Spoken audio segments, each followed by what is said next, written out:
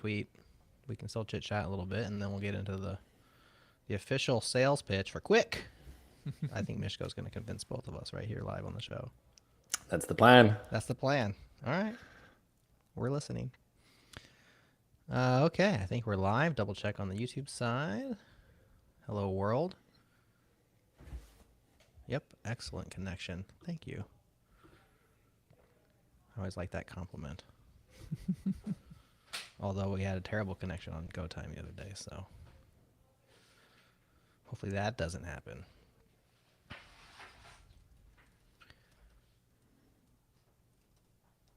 And send a message out to our Slack channel. Miško, our live listeners hang out in our Slack. Sometimes they show up in droves. Sometimes they're non-existent. Just kind of depends. But K-Ball and I will interact with them. Don't you worry about it. And if they have things to say or ask, then we'll pull those into the show as we go. Okay. See ya.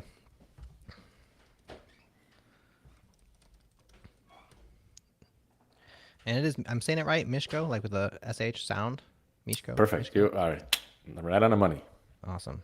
I want to get that. And Hevery? Yep. Okay.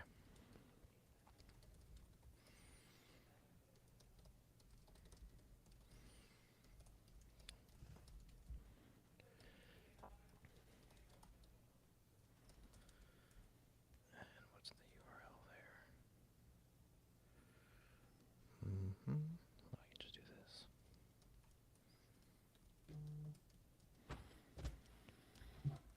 Okay. I believe I've done all of the requisite setup things. All right. Everybody's recording. Let me make sure I still... Oh, I did not hit start. Boom. Hello. Okay. Good to go. Thank you for your patience. Everybody ready? We'll play the theme song. Go.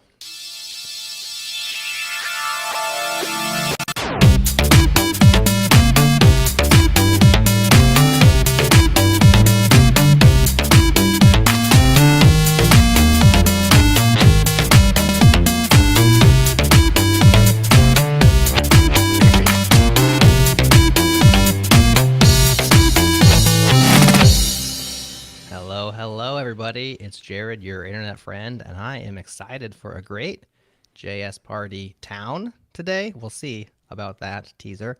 I'm joined today by my friend K-Ball. What's up, man?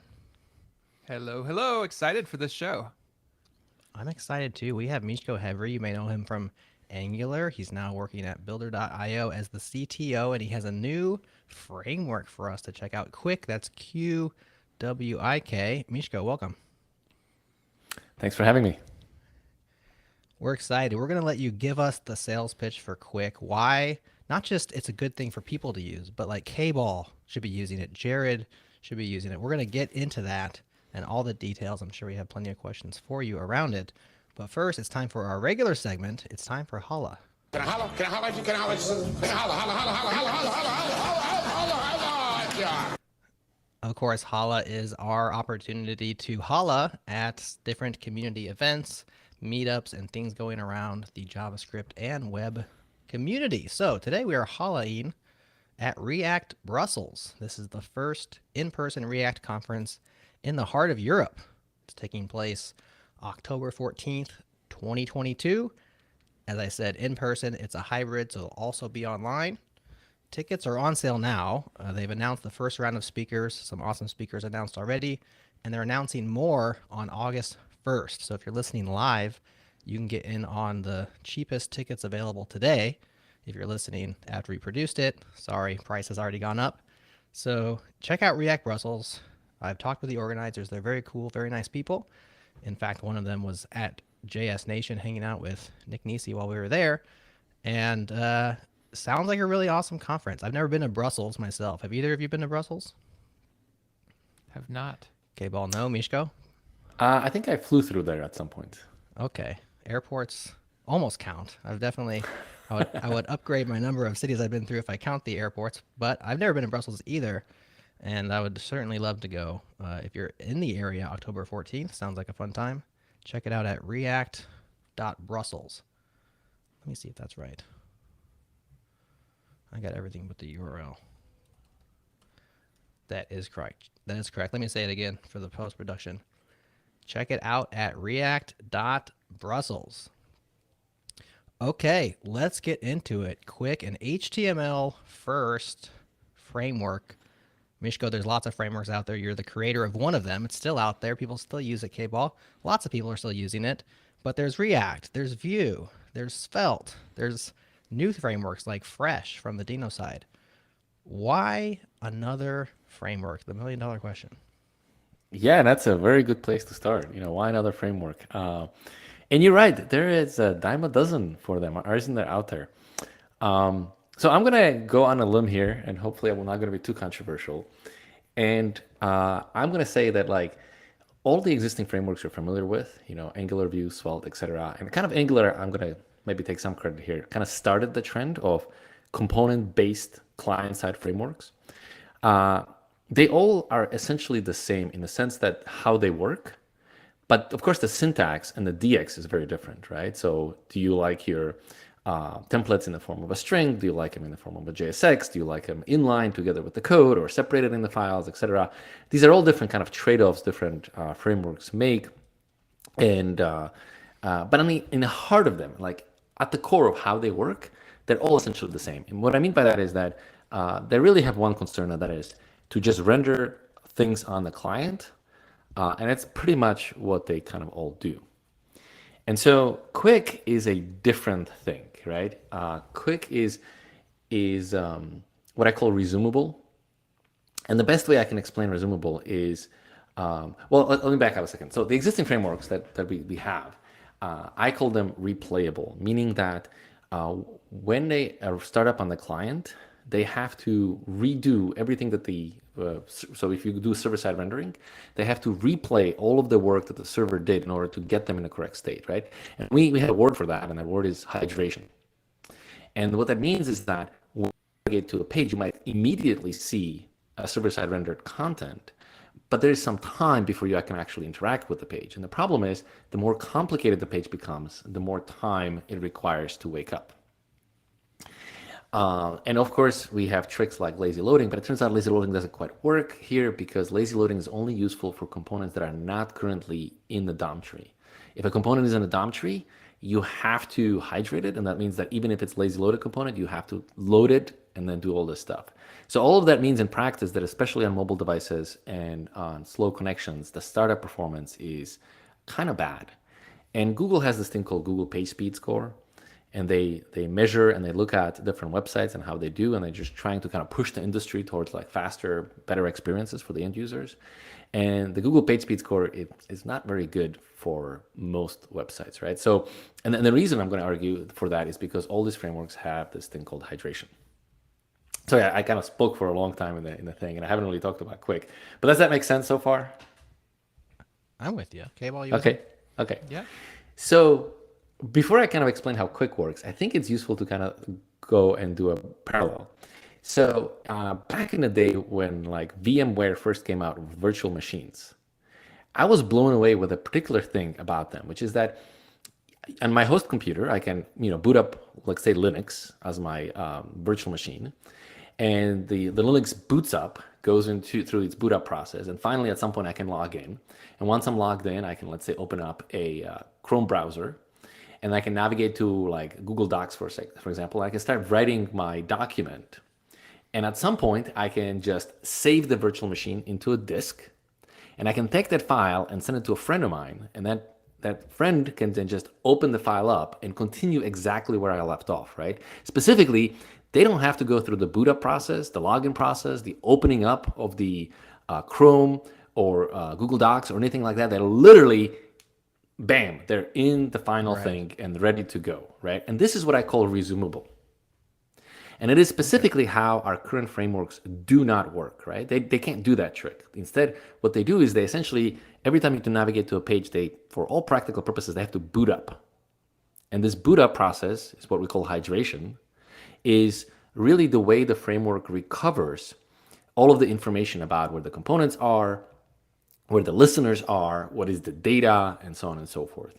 And we have some tricks, like we can prevent the client application from doing a fetch request back to the server by pre-fetching and pre-populating like local caches that we'll kind of inline into our page. But at the end of the day, like the application has to replay, right? It has to hydrate, it has to boot up, it has to go through all of these phases. And all of these phases kind of slow us down in terms of the startup. What it means in practice is that if somebody sends you a link on Twitter or somewhere, says like, look at these awesome shoes, you should go buy them. You get the link, you click on it, and you see the shoes immediately, and then you're like, oh yeah, I want to buy it. I hit the add to shopping cart, and nothing happens for several seconds, right? And at some point, you're just like, you know what? I don't really need the shoes. Right. and you leave. And so if we can improve a startup performance, I think it's a huge impact for companies. And Amazon has done tons of studies on this that they basically published. And I don't know the exact numbers, but basically they say for every 100 milliseconds that we can improve rendering performance and interactivity performance, it's like X million dollars worth of revenue for us, right? So they actually know this, and they spend huge amounts of time and effort making sure that they can be as fast as possible. And so this one of the reasons actually that Amazon actually doesn't use any framework, because all frameworks have this hydration or resumable replayability property, right? This startup cost property, and it would make the startup performance of Amazon slow. And so they have kind of a custom, I don't know what they do, but it's not any existing framework, right? So Qwik has. I just wanted to comment real quick on the impulse buy of those shoes. Like, the first 3 or 4 seconds, you're like, I want to buy these suckers. But the point is taken. It's just funny to think about somebody, clicking a link and just like ready to buy shoes before the thing can even download the payload. That being said, around the world, different places, maybe that could be 8, 9, 10, 12 seconds if things are not going well. So Google page speed, right, emulates things, and you can go and navigate to many popular brands. I don't want to call anybody out, and Google PageSpeed will say 30 seconds before the page is interactive. Really? And it's like common big brands, right? So the point is, like, you can go and look at top 50 e-commerce websites, and what you will discover is that I think the number, like in terms of performance, like Google puts them in the red, yellow, and green bucket. Top 50 websites, right? Nobody's in the green. Green is a unicorn that doesn't exist. Okay, and I know for your simple Hello World website, you can probably get green, but I'm talking about a real e-commerce websites with the real needs, right? Nobody's in the green. There are very few in the yellow. I believe Amazon is in the yellow. I believe IKEA is in the yellow, and Staples, which kind of surprises me, is in the yellow. Huh. And then everybody else, red for you, right? Wow. Even like Nike. And yeah. I mean, and so everyone. And so the interesting thing for me is that we have this thing in the industry where, like, say your website is slow. What we do is we kind of blame the developers, like, oh, your developers are not very good. Like, they messed up. Like, they should have done this. Like, it's easy to kind of blame the developer for this thing, but it turns out the developer has actually very little choice about this. Or to put it differently, like, if I practice the best practices for whatever framework I'm using, right, I will end up in a place that is less than ideal, right? Like, you don't get performant website out of the box by just following the best practices, right? It's usually like some crazy hacks that you have to do and spend time on afterwards in order to get there. So I'd love to dig in a little bit, actually, on the virtual machine analogy. Yeah. Because I think it's quite interesting to think about, and I don't know the numbers on this, but when you send a virtual machine with state, boot it up, I would assume, and correct me if you know better on this, but that it actually takes much more, you have to send much more data across because you're sending application state and all of these different things as compared to simply booting from a boot file or something like that. And I know in the sort of web world, was it Cloudflare or someone was looking at doing web workers and trying to make them boot faster so that, if you were running JavaScript, you wouldn't have to, boot up the whole JavaScript process. And they compiled it down to an image in WebAssembly, and it was much, much faster to boot. But they're doing that on the machine where sending bytes over the wire is not a problem. So I'm kind of curious, first of all, like, do you happen to know what is the space differential in terms of how much data you need to send to kind of boot up in space? And how does that play out when we're talking about something that's going to happen over a web connection, potentially a slow one? Yeah, so that's all excellent questions. Actually, I think the short answer is you're taking the analogy too far, I think. Fair enough. Okay. I was It's wondering not that as well. Yeah. So we have what I'm trying to get at is that we have this property we call resumability, which is that the application can resume where the server left off. And what we mean by that is that at no point should there be duplication of work. Like if server did some work, then the client shouldn't have to do that, right? Now, in a normal VM machine, like yes, you serialize the whole memory, which is huge, right? And that's not kind of how this works. Like we're not sending a serialized state in here. Instead, what we do is we basically say what we want to do is we want to serialize the state of the application as well as the state of the framework. People forget about the state of the framework because usually the framework kind of deals for it on your own, right? But when you, let's say, using Next.js with React, and by the way, I'm not picking on any particular framework, they all kind of work the same way. So I'm just going to use React and Next.js because it's a common thing that people understand. So if you use Next.js and React, the Next.js will serialize your state, I think, in something called a next data property or something like that. Yeah, and so just dump that on the page. And yeah, we'll just dump that on the page, right? So that's the state of the app, so to speak. But what it doesn't dump on a page, because React doesn't kind of expose it, is the state of the framework. And what I mean by state of the framework is like framework needs to know like where are the components, where are the listeners, what do I do when you click on this button, and so on and so forth. There's a huge amount of state that exists inside of the React that isn't exposed to you, and you don't usually think about it, but it's there. And what Qwik does is basically says, not only am I going to serialize the app state, which others already do, right? I'm also going to serialize the internal state of the framework itself, which others don't do, right? So that's one thing that we do differently. The second thing, and by the way, the amount of data isn't that big. Like the amount of state information is not that big, right? The second thing we do is we now have to also serialize things like where are the component boundaries? And we can serialize that directly into the HTML by adding special tags. And we also need to serialize where are the listeners in a DOM tree. And we can do that as well by adding special attribute tags into the HTML. So between HTML and your JSON payload that represents the state of the system, we can basically serialize everything we need to make this thing run. Now, of course, next question is like, well, where's the code? So that's the next big problem. And existing frameworks have this particular problem, which I call single entry point problem. What it means that existing framework has a single main method, so to speak, right, where the application boots up. And this main method is the only way to get into the application system, and therefore this is the only way to get the system up and running. And so there's the only way to create chunks, bundles, and so on and so forth. When you have something that's resumable, like Qwik, let's say you just have a page with two buttons. If I click on button A, then I'm entering the system through a different path, different chunk, different code that I have to download than when I click on a button B. And so Qwik not only has to figure out how to serialize all the state, it has a second problem, which is that it needs to take your source code and break it down into lots and lots of small JavaScript files. Or the other way to think about it is it has to break it up into lots of entry points, right? Every single interaction that you can do with a page is a potential entry point that re-enters the system in a different way. An existing framework have this problem that they end up with a single chunk, and therefore you have to download the whole thing at once.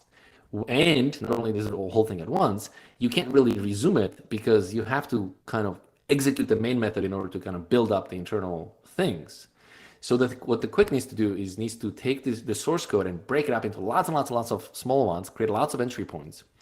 And then every component, every listener, every effect, and so on and so forth, becomes a separate entry point in the system. And then when I click button A, I only download the button's A behavior. And when I click on button B, I only download button B's behavior. So the end result here is that we are actually downloading a lot less code than an equivalent regular application. And specifically, if you look at a typical app, lots of components are what I would call static. In other words, they're just kind of for the layout purposes. They don't actually do anything, right? And Qwik can basically look at all this stuff and say, this is all static stuff. It's already server-side rendered. I will never, ever need to re-render this on a client. And therefore, this code never gets shipped to the client. So you end up with actually a lot less JavaScript than you would on an equivalent desktop application, equivalent framework application. Couple more questions. Yeah, this is I have reminding me questions. actually a lot of Svelte, which I think in some ways is different than React, Vue, Angular. They take because of the precompile, and I am not a Svelte expert, but I have played around with it a little bit, and I think they do some amount of the same types of optimizations where because they're precompiling, they can have multiple entry points. If there's no dynamism, you don't get any JavaScript for a component, and they don't have this sort of virtual DOM thing, which creates that need for the centralized main loop that you have in like a Vue or a React. But I think they still do have a hydration problem. So I'm kind of curious, are those problems deeply connected for you? They are absolutely connected. Actually, I'm also not an expert at Svelte, but my understanding is that they only have one entry point. I don't think they can create separate ones. The thing that Svelte does really well is they can prune the tree, right? Because they don't have VDOM, they can prune the tree and say like, oh, these things never change, and therefore I don't have to do updates on them. But they still have hydration, because in order to recover the state, like Svelte is also reactive, which means like if something changes, they know how to just update a specific part on the page, which is all great. But in order to rebuild the information about where the components are, where the reactivity are, like if I change this data, I have to change this component and so on and so forth. In order to rebuild all this information, they have to execute the application at least once at the very beginning, right?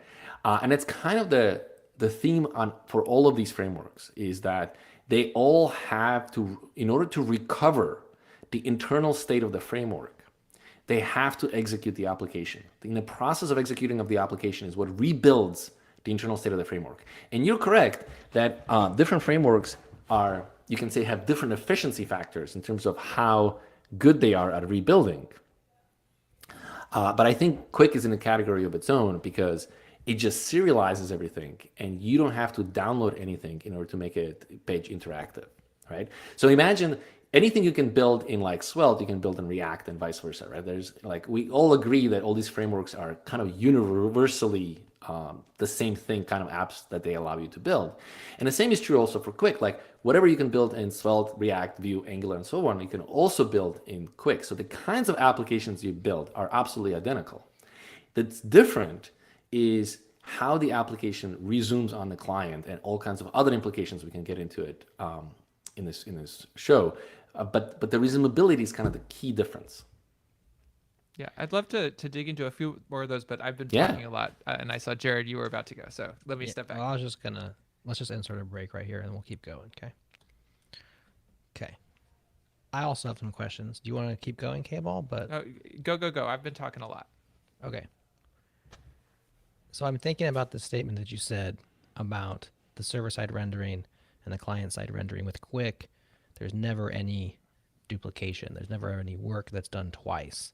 And I'm curious, is Qwik aware of the server? Is the server aware of Qwik? How does a server know the state of the page in order to not re-render things that have already been updated since it rendered last? Is there server side? Is it full stack, or I don't understand exactly how it works? Yeah, so that's an excellent question. So the big difference is that, as I said, existing frameworks, really, they only care about client-side rendering. And the reason why Qwik can do all these things is that Qwik doesn't just care about client-side rendering, it also cares about server-side rendering. It also cares about serialization of the data, sending the data across, deserialization, bundling, breaking the application into chunks, and so on and so forth. So in that sense, Qwik is a full stack. Like it cares about the whole thing, because that's the only way Qwik can deliver all these things. Also, we also care about prefetching of the code as well. So basically, all of the concerns that you as a developer need to worry about in terms of like what makes an application performant are directly the responsibility or the thing that the framework cares about and has an opinion about and lays everything out for you. And so that's kind of the biggest difference between it, is because we own the whole thing end to end, we can do certain things that others cannot. Like, let me give you an example. In order to break up the application into pieces, let's take a simple example of, let's say you have a component that's a counter. There's a button, you click on a button and it increments, right? Now, we need to be able to take this listener for the button and be able to lazy load it. Now, in this particular example, of course, when you click on a button, you're also going to have to re-render the component, and so they'll always come together. But like, let's say it's a more complicated example that sometimes you don't have to re-render it. So the problem is that, you'll do something like a button on click equals, state plus plus or something along those lines, right? You cannot take that function, the closure that increments the counter, and lazy load it because it closes over the state, right? So if you pull out that function and make it lazy loadable by itself, the function will not work because it will say, well, what's the current count? Like, I'm incrementing something, but what is it? How do I get it? Right. And if you just lazy load code, I say that the code has amnesia, right? It doesn't have the information that you need. So as developers, we know how to serialize code. That's just JavaScript. We know how to serialize data. Well, that's just JSON. But what we don't really know is how to serialize closures, right? Closure is function plus data. And so the thing that Qwik can do is it can serialize closures. So it can take the closure that represents your button that's, add 1 to the count.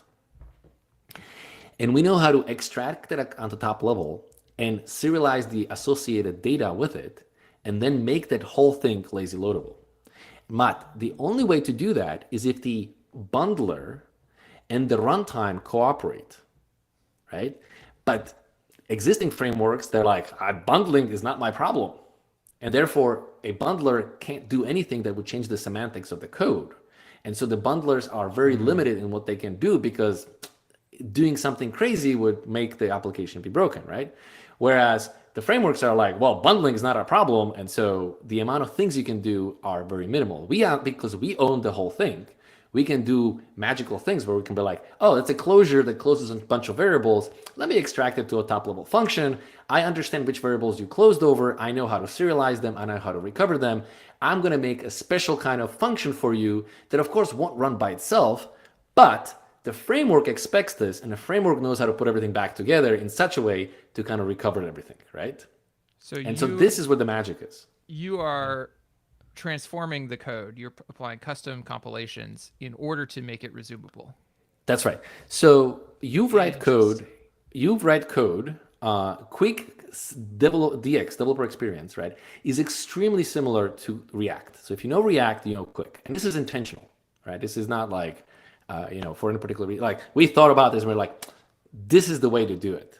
So we intentionally designed the DX to be like React. So you write your functions, your components, and so on and so forth. Now, Qwik has a special thing where we add $ to the API. So it's not use client, it's not use effect. It's we actually understand server and client, so we added an extra word in there. It's use client effect $. And a $ communicates two things. It both communicates to the developer and also to the what we call the optimizer, the thing that can rearrange the source code. So the optimizer, it basically says, pull this out as a lazy loadable thing. And to the developer, it basically says, special rules apply here. Like, you can't just do anything here. Like, you can do a lot of things, but special rules apply. And it's basically the special rules are that you have to understand is, one, this thing is going to be behind a lazy loaded boundary, which means it's a promise. It's not a direct thing. And two is we can serialize lots of things, but not everything. So you have to be careful about like what kind of things are serializable. But the framework will eagerly tell you that you're trying to like capture something that's not serializable so that we have a good developer experience. But for the most part, you'd be surprised how we basically figured out how to serialize just about anything. So obviously the basic things like objects, primitives are easy, but we know how to serialize closures, which is kind of mind-blowing, but like, yes, we know how to serialize that. So that already gives you a lot of things. And we recently figured out how to serialize promises, which is even more mind-blowing, right? And so certain things we cannot serialize, like I don't know, if you create a set interval and then, you get a number back and it's a number like that has no meaning outside of the server or the place where you got it. So there are constraints you have to understand and work with. But for the most part, you can just like write your application the way you want. We know how to break it up into pieces And that's extremely difficult, by the way. Like that's one of the blackest magic we have with Qwik. I mean, I'm happy to go into the details. It's not like a secret or anything, right? But it is this thing that was super hard to figure out. And now because we have that, we get the resumability property, right? So that on the client, let's say you have the counter example, on a client, let's say you click the button that says, add one. And let's say this button randomly decided whether or not to increment the value or not, right? So when you click on the button, the system has to download the closure that represents the incrementer, right? That there's no choice about that. So you have to download that. And then let's say that button decides that it's not going to increment things because it's random. Then the system is done. There's nothing more to download. But if the button randomly decides, actually, I am going to increment the value, then now the system has to be reactive and say, oh, you modified this thing. Which component is invalidated because of the action you have done, right? And most frameworks are like, oh, I give up, just re-render everything. And then there's like ways to kind of prune the tree. Right. But when you say give up and render everything, you just mean like, oh, download the whole application. So that's not a thing for us. Reactive frameworks are like, oh, I know, you modified this, therefore I have to modify this component. And so they have an advantage. Except in order for them to rebuild the reactivity graph, they have to run the application once at the very beginning. So that's useless, right? So the thing that Qwik understands is what is the reactivity graph? But this reactivity graph is actually serialized into the HTML so that when you go and modify the count value, Qwik can say, aha, I know exactly which component I need to download and update. And so it can be extremely surgical about it, right? Now imagine a page where you have add to shopping cart, right? You have your prototypical shoe, you say add to the shopping cart, right? So when you hit that button, the code behind it will go probably and update some shopping cart data object, which then means that I have to re-render the shopping cart, right? So you have to download the code for clicking on the button for add to the shopping cart. And you have to download the code for the rendering of the shopping cart. But notice what you didn't download. First of all, you didn't download anything else on the page, but you didn't even download the component associated that originally rendered the button for adding to the shopping cart. Because like you didn't change that part, you didn't re-done anything over there, so why should we even download this, right? So the one way to think about it is, one of the things that Qwik is trying to do is to say, look, if you're going to go through the trouble of downloading some JavaScript, then you better execute the whole thing, right? Like we don't want to be in a situation where like we download JavaScript and then don't execute it. Like, so if you look at code coverage for a Qwik application, you should be pretty close to 100, right? Because we're only downloading and executing stuff that we actually need to do, right? And so the magical bit is like, how do you take an application that is written in a standard React-like way and break it up into lots and lots of entry points, create ideal bundle sizes, and do all of this magic that needs to happen, and then basically push all of this thing to the browser in a way where the developer doesn't have to think about any of this stuff. So I want to dig into one particular thing there, and that's how do you have a, how do I say this? How are you thinking about what state is in, how state moves through these different components? Because I was thinking about your example where you have a button somewhere on a page, you have a shopping cart somewhere else on the page, and you change some state based on the button, and it only impacts the shopping cart. Yeah. In many component-based applications, that state may live in like a prop or something that is propagated through a number of parents to get down into whatever the actual component that's depending on it is. Yeah.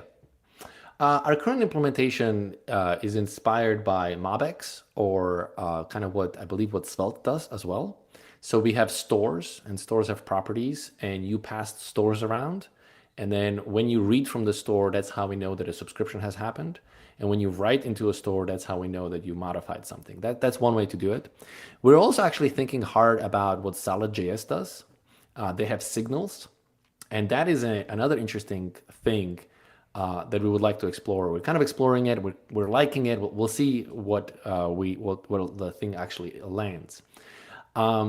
But yeah, the idea is that you pass stores rather than props, so that you don't do much prop drilling. You can also have context, etc. But yeah, if you do the classical prop drilling, then you have the problem that you will force re-rendering all throughout the system, and you don't want to do that, right? Yeah, that makes sense. Vue also has a store-based system a lot of the time. So Yeah. it's, So what I'm kind of getting at is that like your developer experience for building any application is very much unchanged. And it's probably closest to React, but like maybe some things like stores from Vue or Svelte, etc. But fundamentally, the DX is something you're very, very familiar with, right? But that's not what we're selling here. Like we're not selling you a better DX. We're selling you a better experience for your end user because we are smarter in the way we bundle, execute, and deliver the information to the client. Yeah. And so, what's the the other thing, practical difference then? So like what you're offering with Qwik, let's say the DX is relatively the same as you using React, put some dollar signs at the end of things. There's a few more rules or different rules.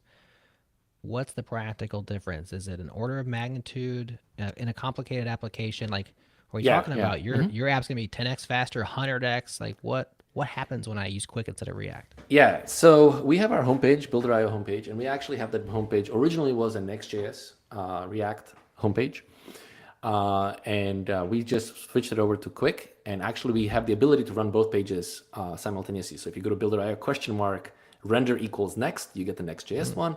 If you just do without anything, you get the Qwik one. If you open up in Chrome, if you open up in Google PageSpeed, we get, I think, around 40. Our score is in Google PageSpeed in Next.js, and about 95 in Qwik. Now, I'm not picking up on Next.js. Like we could have done this in any other framework. I think the numbers will be about the same because they all fundamentally have hydration that's happening, and what you're really paying for is the hydration here, right? Okay. So no matter which framework you kind of choose out of that category, I think you'll see similar numbers.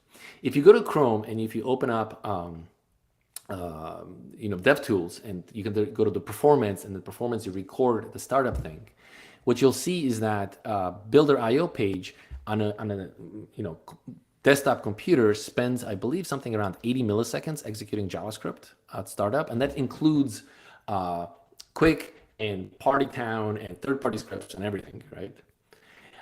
In the Next.js version, it takes, I believe, 800 milliseconds. So we're talking 10x improvement in the amount of JavaScript that the browser has to execute on startup, right? But I think the improvement is even greater because when you have a regular framework, like let's go to the example of somebody sends you a link to the shoe and there's a buy button you want to click. When you do the normal frameworks, right, you render everything, there's a button and you click on the button and nothing's happened because you clicked on it too early, right? And so you have to wait until hydration is finished before you can click on a button, and that can take time. And on a mobile device, it can literally tens of seconds.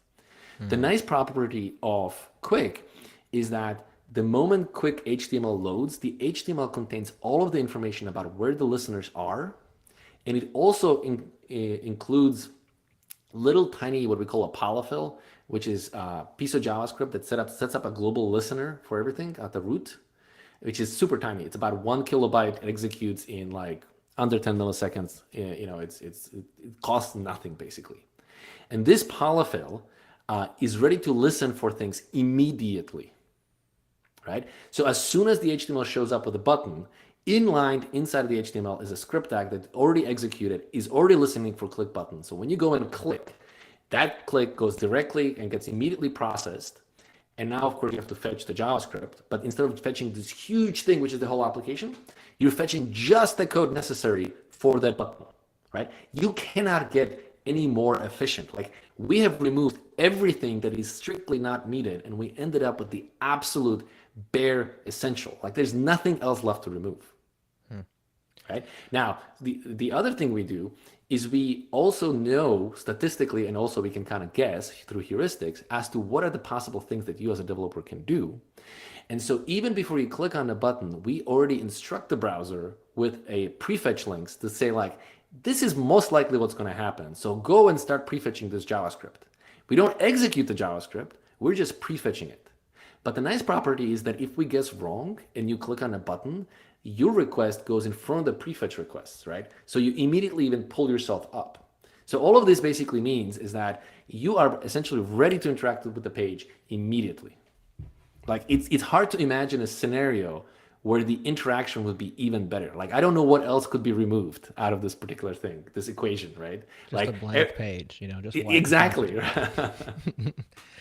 So why did you guys build this? Was Builder.io too slow and you hit a roadblock and you're like, we can't possibly make it any better because of hydration? And so here comes, I'm Miško, I'm good at making frameworks, I'm gonna make one? Or what was the genesis of why would you build Qwik and not just, do what the rest of us do, which is ship like kind of slow websites that are still okay? Yeah. So that's a good question. Actually, back in 2019, I think I gave a talk in ngconf on like crazy stuff I think about. And in this talk, I actually proposed this idea of resumability. Now, the idea of resumability, I think the idea is, I don't know of any other frameworks at the time that had this concept of resumability, but Google internally had this thing called Wiz, or still has this thing called Wiz, which by the way runs search and Google Photos, and those are very interactive, fast sites, right?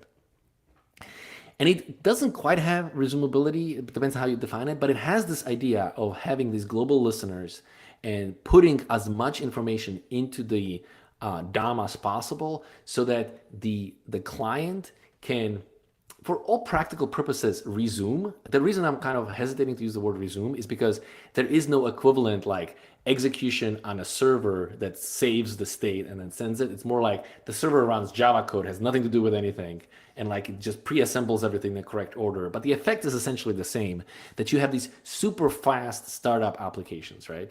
So Wiz is kind of maybe the inspiration for this particular thing. And I wanted to see like, could I take these ideas behind Wiz and turn it into at that point Angular. But what I realized along the way is that the kind of changes you have to do to the framework are so drastic that it would not be possible to basically you would be making a brand new framework, right? Like you come to Qwik and you're like, oh, it kind of looks like React. So you think it's React. It's like, well, yes, for 99% of the time, but the 1% of the time, it is so different that it will definitely break your stuff, right? And you can't have a framework that's like 99% compatible, right? Like that doesn't work because even the simplest stuff usually has huge number of things, and that 1% will basically make sure that your app will never run. I'd be curious to dig into what that 1% is. If I were to take a React app and try to drop it in Qwik, what would break? Yeah. So a few things. So first of all, Qwik has to have this concept of asynchronous rendering. What I mean by that is that all the existing frameworks have this idea of asynchronous rendering. When you call the render function, like all the data has to be ready to go, and you render, right? Now there are, I would say, hacks or like React suspense where like, oh, we come across a promise, so like we basically stop the rendering, quit, and then the promise gets resolved. We restart the rendering from the root, and hopefully we'll end up in a different place, right? That's not really what I mean by asynchronous rendering. What I mean by that is, no, our rendering system can actually render things, and then it comes across like a lazy loaded boundary, like a component, and says, well, I have to wait. It's a promise, and so it literally waits in that position. When the promise resolves, it continues where it left off and continues going further. And it's not just lazy loading components, but also lazy loading data that also has this particular problem. And then when you do that, you have this problem of like, well, I can't render directly to the DOM immediately, because if I do that, then the user will see intermediate values, and we don't want to do that, right? So you have to have kind of a journal that says like, these are all the operations I have to apply to the DOM when everything is done. Once I finish rendering, so to speak, internally, I flush the DOM operations. Now, the nice benefit of that is that when the framework runs, it doesn't run in like these huge monolithic execution blocks, right? Instead, it's just all these tiny little promises being resolved. What it means is that for animation, this is great, because there is really no point where we have huge, large operations, right? It's always broken up into lots of small async operations, and if the browser needs to like insert itself and like do some updates or animations or something like that, it can always do so. Yeah, that's great. You're never going to freeze the browser. It's a nice benefit. And so when you actually look at Qwik applications running, if you look at Google PageSpeed scores, you'll see that there is lots of stuff happening when you're updating things, but it's all tiny little things, and so the browser never basically gives you this red flag saying like, you took 40 milliseconds to do something, and therefore you messed up my rendering of the updates of animations. You know what I'm talking about, right? Like that. I think so that doesn't actually happen, and it's an interesting side effect. Like we didn't intend to solve this particular problem, but like we just unintentionally solved it because of just how the system works. I think we should break again. Let's call this a break number 2. So now we're in a break. Everybody can take a breath. Am I convincing you?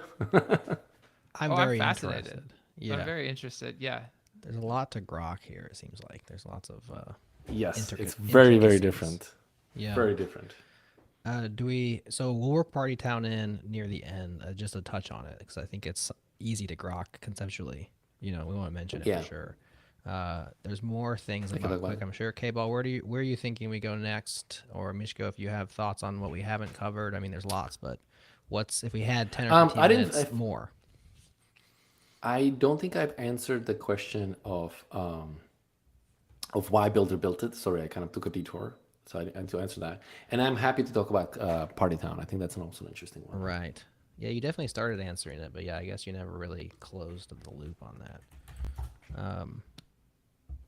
Yeah, if I were to follow my curiosity, I'd dig more into the compilation steps, and if there's concepts we can pull out that would work on other frameworks and other things. But I don't know that that's the right direction. I don't want to go too deep into that, just because it's easy to get lost into it. Oh yeah, it's the rabbit hole is very deep. It is. Yeah, skip that. Yeah. I will dig myself when I have some time and then follow up out of band. Right. A few questions coming in the chat, which we can probably hit quickly near the end as well. Mostly around like the state of the project and real world usage and debugging tools, etc., etc. All right, let me think of a way back into the conversation, knowing that we want to kind of close the loop on Builder.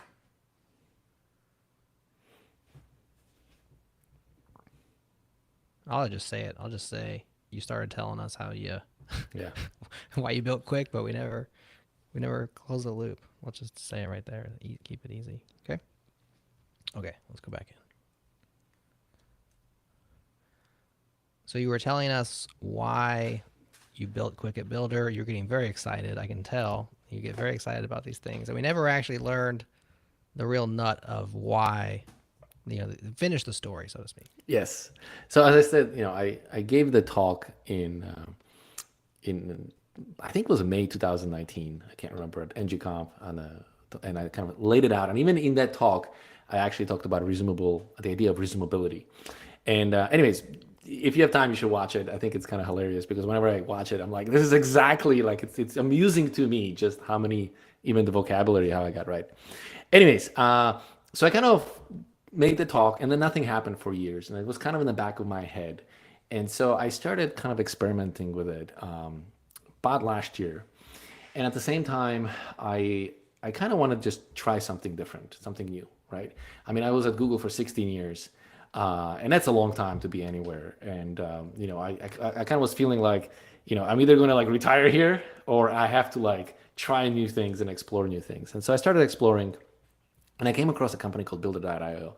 And what I found fascinating about them is that they had a kind of a visual editor that allows marketing folks to update the websites, but in a way where it's compatible with the engineer's vision of components and engineer's vision of like, oh, I'm using React. And so like, I don't want you to just like randomly do random stuff. I want you to actually basically create a React component in my page. And so it was kind of a headless CMS system, but it's based on components rather than fields. And that's kind of the big differentiator about it. And because it's based on the components, if the customer has a React application, then they generate a React component. And if the customer has an Angular application, they generate an Angular component, and so on and so forth, right? Mm-hmm. And so that's a lot of work to generate all the different outputs. And so they built this other tool called Mitosis. And mitosis allows them to say like, oh, we have this general concept of a component that needs to be built. It's like a counter or whatever, because whatever the marketing, decided in their drag and drop editor to kind of build, and they can spit out like whatever format that's canonical to whatever technology stack you happen to have. And that's how this whole thing works. Now, what's interesting about it is that I was like, if I was to build another framework, one of the hard things would be to get customers. But if you have this thing called mitosis that spits out whatever output you want, it would be trivial to get quick output out of this as well. So that was the one thing that kind of attracted me to Builder. The thing that why Builder was attracted to me is because they had this thing that they're building the headless CMS systems, and all the engineers are like, oh yeah, but headless CMS systems are going to slow my site down. You're going to slow things down. And so, they're always saying like, no, we're fast. We're actually not slowing anything down. But then the people would build websites and they'd be like, well, the website is slow. And then you'd be like, yeah, because like hydration and things, like not because of us. We just gave you a React component that you just dropped into your page. And so if the application is slow, it's not because of us, like it's because, you have lots of components on a page, right? And so the realization was like, it didn't matter whether they were using React or Svelte or Angular or Vue, the websites all performed about the same. Like I know every single framework claims that they're the fastest, but if you actually look at what's actually happening in in the real world, they're all about the same. And there's two reasons why they're slow, right? One is hydration, which we've been talking about all this time. And the other one is third-party code. But before I talk about those two things, like let me just close the loop, right? So Builder was like, gee, like we would be awesome if we could come to a customer and be like, yeah, the performance is about the same on all of these different things. It's not, it's not us. It's just the way these things work. But what if you could come with a different framework that would just like blow the performance out of the way, right? And because you have mitosis, it's easy to come to the customer and be like, just push this button over here and we'll generate Qwik instead of Angular or instead of Vue or instead of whatever you happen to be using.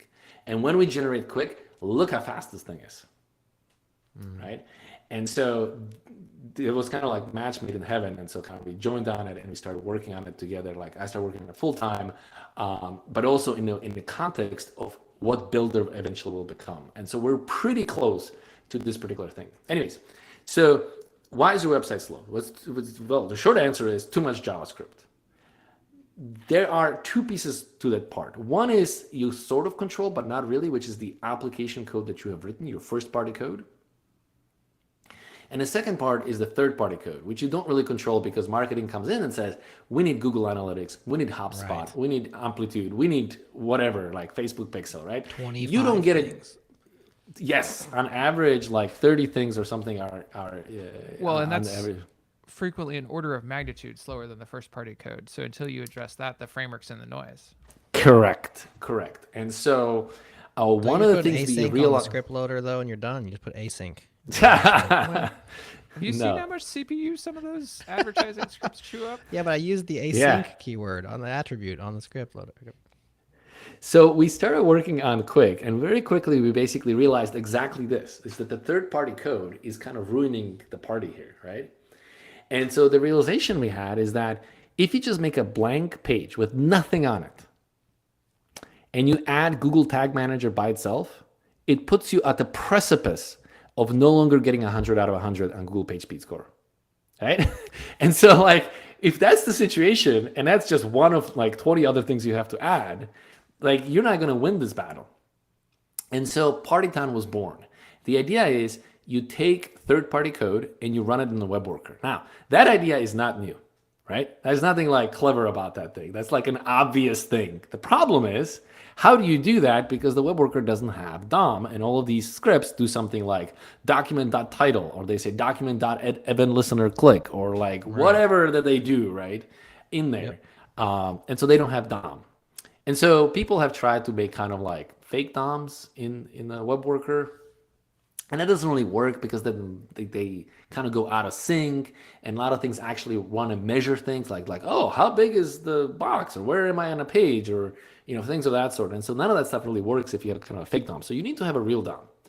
And one thing you could do is you could make a proxy, meaning that whatever operations you do on a web worker, you also do on the main thread. And by proxying everything over, you can just have the script running inside of the web worker. And if it says like, what's the document.title, you just go at the main thread and say, well, what is the document.title? And then you return that back. Now, all of that works easy, except for one tiny problem. And that is that the communication channel between the web worker and the main thread is asynchronous. Meaning that if the web worker says, what is document.title? By the time you come back and figure out what the title is and report back, it's too late. The code has executed past this point and it's probably crashed because you couldn't really answer the question correctly, right? And so the magical bit that Partytown figured out is how to make a synchronous call from the web worker to the main thread. So we figured out a way to block the execution of the web worker so that we can go and talk to the main thread asynchronously. And then when we come back, we can resume running the web worker with the script from where we left off. So that's the whole magic, right? And so we put this together inside of Partytown, and Partytown is great because people just add it to their website and they'll increase their score, 20, 30%, 20, 30 points on Google PageSpeed score just by adding it. Yeah. And it's not like you have to change anything, right? Like it's just third-party scripts. And so just moving them over to a web worker can have a huge impact on your performance. So I'm sold on Partytown because we have very little JavaScript on our site and very little third-party JavaScript. But what we do have is reCAPTCHA because freaking spam bots. And reCAPTCHA kills my scores. I'm just like, everything I do is fast, but I got reCAPTCHA. And I can't take it off because the spam bots would increase. Partytown. Partytown. It's a drop in. I don't gotta do anything. I just drop it in. Right. So Partytown is like a no-brainer. Like you just need to do Partytown. That's just a no-brainer. But now when you do Partytown and you move the third-party scripts over, now you have the next problem, and the next problem is the framework itself, right? And this is where Qwik comes in. So what Builder wants to have kind of a solution where both the marketing people that are not code aware can go and edit the page, and as well as engineers can edit the page in their own ways, and the whole thing kind of comes together, and we can be unbelievably fast. And so things like personalization, A/B testing, etc., things that are historically very, very difficult to do with classical systems become super easy with Qwik and Partytown. K-Ball, you wanted to say something, I could tell. I was going to ask if there's any limitations on what can run in Partytown. Yeah, it's a good question. So there are some limitations. Like in theory, you can execute everything, but the question is how good are our proxies about like simulating the environment? And we've been getting better and better about all these, surprises. So for that part, kind of most things can run. But there is a performance penalty for running them. Now, it's a third-party script, so I really don't care how long it takes for Google Analytics to boot up and send some data to Google, right? That doesn't really matter whether it takes 50 milliseconds or 200 milliseconds, like whatever, right? Yeah. What I care about is that the user isn't getting blocked on the main thread. Right? That's the thing that matters, right?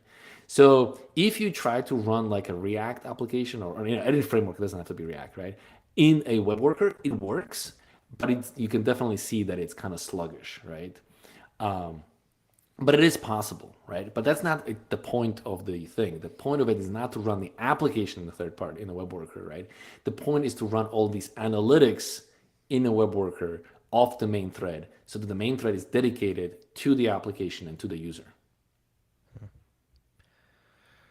Good answer. So we're running short on time. We could have you back for a whole another hour, probably, Miško. This thing goes deep. We have a few questions from the chat. Let's do a few quick ones here.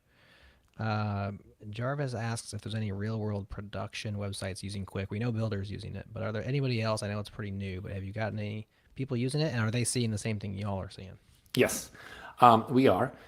So Builder has it. Obviously, the Qwik homepage has it. Builder has a couple of customers that are actually using Builder in production. So that's exciting. And there are also in our community, people have like built like their own personal pages, etc., in Builder as well. So it's happening, but we are still kind of early on in the game. We are.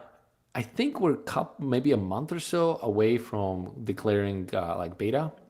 one of the things we are trying to do is we want to make sure that that whole stack works end to end, which includes, so there's Qwik, which is the framework, Qwik City, which is kind of like Next.js, the meta framework that goes on top of it. And then on top of that, we have this thing called Qwik SDK. And the Qwik SDK is the thing that glues the Qwik City website with Builder. So you would only use Qwik SDK if you wanted to integrate with Builder. But we wanted to kind of have the whole stack running before we declare beta. And we're getting very, very close. Also loving the way Qwik City has turned out. Yeah, another talk for another day. Another talk for another day. I would Peter love to dig Banjo into asks, that with you. Yeah, totally. Peter Banjo wonders, well, can Qwik work with different JS server frameworks like Fastify, Express? Yes. So that's another thing we kind of worked hard on. The Qwik itself doesn't use any API, which means anywhere there's JavaScript library or JavaScript available will run, right? So we have adapters for Dino, for Fastly, for Cloudflare, for just about anything you can imagine, including Node.js. So you could just set up your environment that you happen to be running in, as long as it is JavaScript, right? Qwik can run that over there. We even have it running in a service worker, because when you go to our examples, our tutorial pages, we actually allow you to play with the apps. And so instead of being server-side rendered on the server, they actually get server-side rendered in the service worker. Okay, interesting. What about debugging tools or anything special, for Qwik? Anything that you'd run into using it? It's a standard debugging story. In the browser, you can just put breakpoints, etc., as you would imagine. Same thing happens on a Node.js or whatever. You just open up the Node.js debugger, place breakpoints, and everything works. The only difference is kind of that you have to understand that like there is server and a client, and the code could be running on both locations, and so you might have to like execute things. You might have to debug things in a server versus debugging in a client.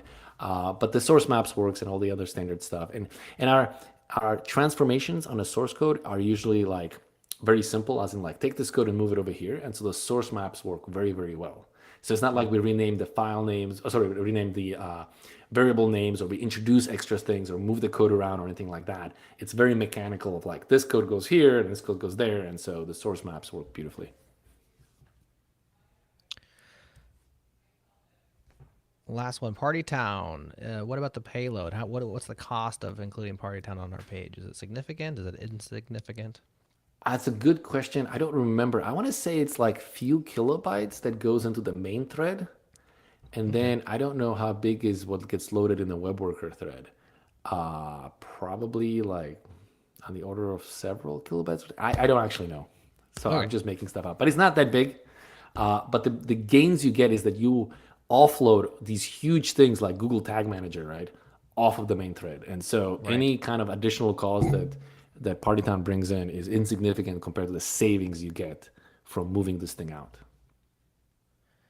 Very cool. Well, the website is qwik.builder.io. That's with a W and a K, because you can't spell things the normal way and still have a trademark. We got to spell things differently. So that's where it is. Of course, it's in your show notes, listener. All the links to all the things are in the show notes. So if you're interested in Qwik, if you're ready to drop Party Town into your page and enjoy the third party, sequestering your third parties into a web worker, definitely check the show notes for that.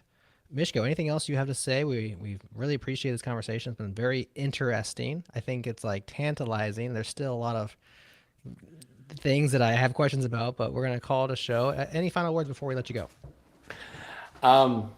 Thanks for having me. There's many things we haven't talked about, specifically the magic we can do on the server side, optimizations, etc. So if you want to go into some crazy nitty-gritty stuff, I would love to come back and get in there.